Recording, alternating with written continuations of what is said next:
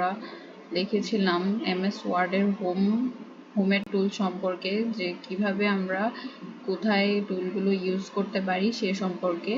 তো আজকে আমরা এমএস ওয়ার্ডের পার্ট 2 নিয়ে হাজির হয়েছি। তো পার্ট 2তে আমরা আজকে দেখাবো যে ইনসার্ট অপশনে যে টুলগুলো আছে সেই টুলগুলোর ব্যবহার, কিছু টুল যেগুলো আমাদের খুবই গুরুত্বপূর্ণ সেগুলোর ব্যবহার আমরা দেখব। তো আজকে আমরা ভিডিওটা শুরু করি তাহলে। তো ইনসার্ট অপশন, এমএস ওয়ার্ডের সেকেন্ড নাম্বার অপশনটা হচ্ছে ইনসার্ট। ইনসার্ট অপশনে আমরা কি কি টুল দেখতে পাই? কভার পেজ, এখানে আমরা বিভিন্ন ধরনের কভার যেমন ইউজ করতে পারবো। এই তো আমরা যেমন বইয়ের সামনে যে পেজটা আমরা দেখি, বইয়ের হোম পেজটা যে, সেটা আমরা ক্রিয়েট করতে পারবো এই ইনসার্ট অপশন দিয়ে। আমাদের যে বই, পাঠ্য বই এরকম থাকে, এগুলো তারা ট্রাই করতে পারবেন।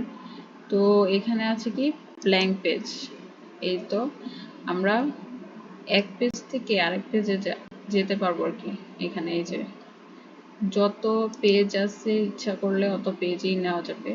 তো আমরা যদি পেজটা কাট করতে চাই তাহলে কন্ট্রোল জেড দিয়ে আমরা পেজগুলো কাট করতে পারবো। তো দেখি পেজ ব্রেক,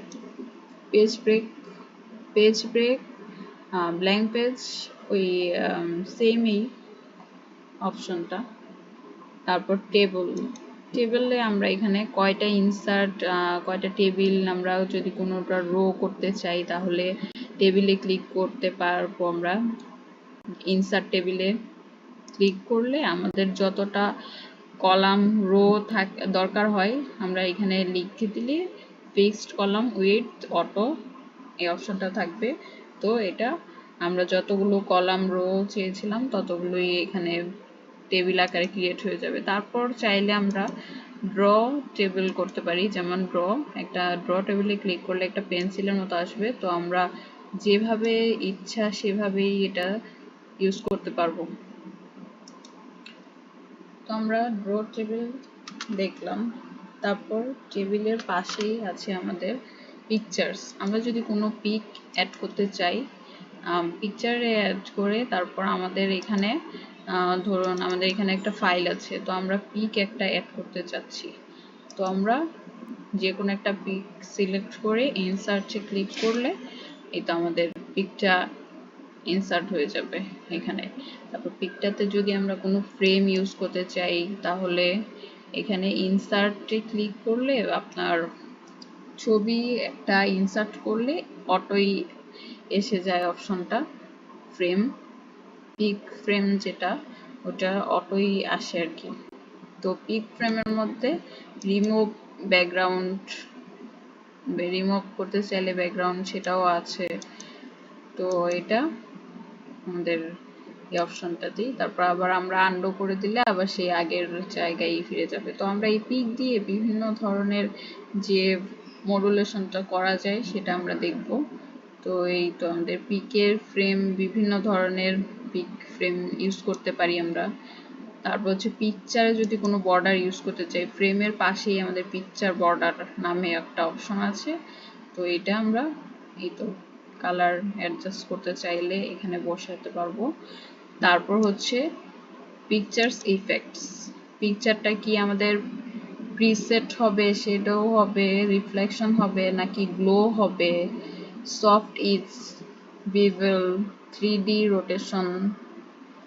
এই তো এখানে অপশন আসে, অপশনের পাশেই আমাদের অপশনগুলো প্যারালাল, নো রোটেশন, তারপর পার্সপেক্টিভ, অবিলিকিউ, এগুলো আসে অপশনগুলো। তো আপনারা আপনাদের মন মতো যেরকম পিকটা করতে চান সেরকমই করতে পারবেন। তারপর হচ্ছে পিকচার লেআউটে আমাদের পিকচারটা কি, পিকচার টেক্সট সাইজটা আমরা পিকচারের পাশে কি কিছু লিখতে চাই কিনা সেটার অপশন পিকচার্স লেআউটটাতে। তারপর হচ্ছে কি অল্টার টেক্সট হচ্ছে আপনার যদি পাশে কোনো একটা, এটা তো ইম্পর্টেন্স না, ইম্পর্টেন্স হচ্ছে হ্যাঁ অল্টার টেক্সটে এখানে নিচে অ্যাক্সেসিবিলিটি, এটা বেশি ইম্পর্ট্যান্ট। এখানে যদি আমরা ক্লিক করি তাহলে এখানে ফরম্যাট পিকচার্স আসবে। তো ফরম্যাট পিকচার্সে আমরা পিকটা এডিট করতে পারবো, shadow, reflection, glow, soft edge, 3D format, 3D rotation, artistic effects, বিভিন্ন অপশন। এখানে আমরা ক্লিক করলেই আমাদের পিএস যে পিকচার ফটোশপটা আছে আমাদের ওইরকম আমরা ক্রিয়েট করতে পারবো এখানে এডিট করে আর কি।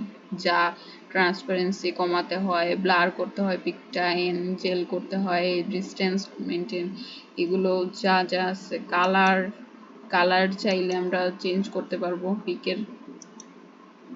এখানে পিকটার মডুলেশনটা কতটুকু হবে, ট্রান্সপারেন্সি সাইজ কতটুকু হবে, ব্লার কতটুকু হবে, সেটা আমরা এখানে পারবো এডিট করতে। অ্যাক্সেসিবিলিটি, যে অল্টার টেক্সট ইনসার্ট যে অপশনে ক্লিক করলে, এই পিকটাতে ক্লিক করলে আমাদের বিভিন্ন অপশন আসবে। তো অপশন আসার পর আমরা এখানে যে ফরম্যাট সাইজ, এখানে যা ইচ্ছা তাই চেঞ্জ করতে পারবো। তো আমরা চলে যাই আরেকটা অপশনে, ইনসার্টে। আমরা শেপস আমরা যদি এখানে কোনো শেপ বসাতে চাই, যদি কোনো ডিজাইন করতে চাই, ছবির পাশে কোনো কিছু ডিজাইন করতে চাই, কালার দিয়ে করতে চাই, যে কোনো একটা শেপ নিতে পারবো। এই তো শেপ, আমরা একটা শেপ নিয়ে এখানে শেপটাকে কালার করতে চাই। ধরেন আমরা এটা নবিতাকে যদি আমরা নবিতার নামটার পাশে লিখতে চাই একটু কারিগ্রাফি করে, তো এইটা আমরা লিখতে পারবো এখানে শেপ একটা ইউজ করে। তো আবার আমরা কন্ট্রোল সেট দিয়ে শেপটা আনডু করে দেব। তারপর হচ্ছে এখানে ইনসার্ট অপশনে আমাদের আইকনস হচ্ছে কি একটা সিম্বল টাইপের আর কি। আইকনস ছোট একটা পিকচার, ছোট ছোট পিকচার বিভিন্ন কিছুর। এটা হতে পারে এরোপ্লেন, হতে পারে ইমোজি, থ্যাঙ্কফুল ইমোজি, তারপর বিভিন্ন রকম আপনাদের যেটা ইচ্ছে হয় সেটা ইউজ করতে পারবেন। বিভিন্ন ইমোজি আছে এখানে, তো এগুলো ইউজ করা যাবে। আবার কিছু ইমোজি আছে যেগুলো প্রিমিয়াম, এগুলো তো আবার ইউজ করা যায় না। এটা আমাদের ইলাস্ট্রেশন ডিজাইনের জন্য দরকার হয় আর কি, যেটা গ্রাফিক্স ডিজাইন বলে, এখানে আমরা চাইলে করতে পারবো। তো স্মার্ট আর্টে আমরা বিভিন্ন রকম চার্ট আকারে, বিভিন্ন রকম পাই আকারে এগুলো করতে পারবো। গ্রাফিক্সের জন্য এগুলো মূলত গ্রাফিক্সের জন্য দরকার হয়। তো এগুলো আমাদের তেমন ইম্পর্টেন্ট না, গ্রাফিক্স যারা করতে চান তারা এটা অপশনটা জানা দরকার তাদের জন্য। তারপর চার্ট, আমরা যদি বিভিন্ন চার্ট করতে চাই, চার্ট, পিরামিড চার্ট, তারপর টেমপ্লেটস, বিভিন্ন pie chart, bar, area, map, stock, surface, radar, tree map, sunburst, histogram, box and whisker, waterfall, funnel, combo, এগুলো আমরা এখানে ক্লিক করলেই, ওকে দিলেই আমাদের এসে পড়বে আর কি চার্টটাই। তো আমাদের এই চার্টটা মূলত দরকার হয় আমাদের ইকোনমিক্স সাবজেক্টের বিভিন্ন বাজেটের মূল্য নির্ধারণের করার জন্য, বা আমাদের ইংলিশে পাই চার্ট নামে একটা অপশন আছে, কলেজে ইন্টারমিডিয়েটে দেখা যায়, সেটাতে আমাদের দরকার হয় কোশ্চেন বানানোর জন্য। তো এটা আমাদের বিভিন্ন কিছু ইউজ করার জন্য আর কি দরকার হয় চার্টটা। তো আমরা এখন যদি স্ক্রিনশট তুলতে চাই, তাহলে এই যে পাশেই স্ক্রিনশট আছে, স্ক্রিনশটে ক্লিক করলে আমাদের ফুল স্ক্রিনটা স্ক্রিনশট হবে। তাছাড়াও আমাদের স্ক্রিনশটটা আমরা যদি ল্যাপটপ বা পিসিতে স্ক্রিনশট করতে চাই, তাহলে উইন্ডোজ জি ক্লিক করলে আমাদের স্ক্রিন রেকর্ডটা আসবে। আর স্ক্রিনশট হচ্ছে ল্যাপটপে লেখা আছে হচ্ছে, ল্যাপটপে PRTSCSYSRQ নামে একটা অপশন আছে, সেখানে ক্লিক করলে আমাদের স্ক্রিনশটের অপশনটা আসে, তো আমরা স্ক্রিনশটটা তুলতে পারি এখান থেকে।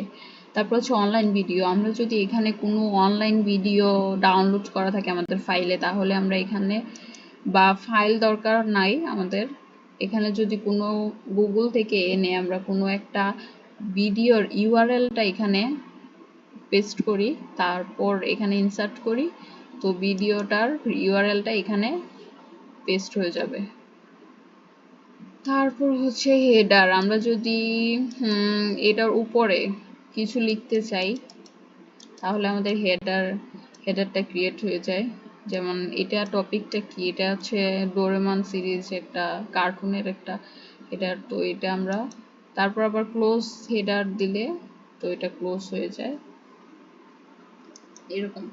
তারপর হচ্ছে পেজ নাম্বার। আমরা যদি পেজ নাম্বার সিলেকশন করতে যাই, তাহলে টপ অফ পেজ করব, কি বটম অফ পেজ করব, নাকি পেজ মার্জিনস করব, নাকি কারেন্ট পজিশন, এরকম একটা অপশন করতে পারবো আমরা চাইলে। তারপর হচ্ছে টেক্সট বক্স। আমরা যদি এখানে কোনো কিছু লিখতে চাই, তাহলে টেক্সট বক্সে ক্লিক করে আমরা সেই লেখাটা লিখতে পারবো। তারপর হচ্ছে কুইক পার্টস। তো এখানে আমরা কুইক পার্টসটাও তেমন ইম্পর্টেন্ট না, তো কন্ট্রোল জেড দিয়ে আমরা যে কোনো বক্স আমরা ডিলিট করে ফেলতে পারবো। তারপর হচ্ছে ওয়ার্ড আর্ট। এখন আমরা যদি এখানে কোনো ওয়ার্ড লিখতে চাই, তাহলে ওয়ার্ড আর্ট আকারে এটা লিখতে পারবো আর কি। ওয়ার্ডটা একটু মডিফাই আকারে আর কি দেখাবে। তারপর হচ্ছে আমাদের কি এখানে আছে, আর কি আছে, তারপরের অপশনগুলো এত ইম্পর্টেন্ট না, তো যা ইম্পর্টেন্ট ছিল আমাদের দৈনন্দিন কাজে ইউজ করা হয় সেটাই আমরা ইনসার্টে দেখালাম। তো আজকে আমাদের এমএস ওয়ার্ডের পার্ট 2 এই পর্যন্তই। ভালো থাকবেন সবাই। আমাদের ভালো লাগলে সাবস্ক্রাইব, লাইক, শেয়ার করে আমাদের পাশে থাকবেন। নতুন নতুন ভিডিও পাওয়ার আমরা দেখেছিলাম এমএস ওয়ার্ডের হোমের টুল সম্পর্কে।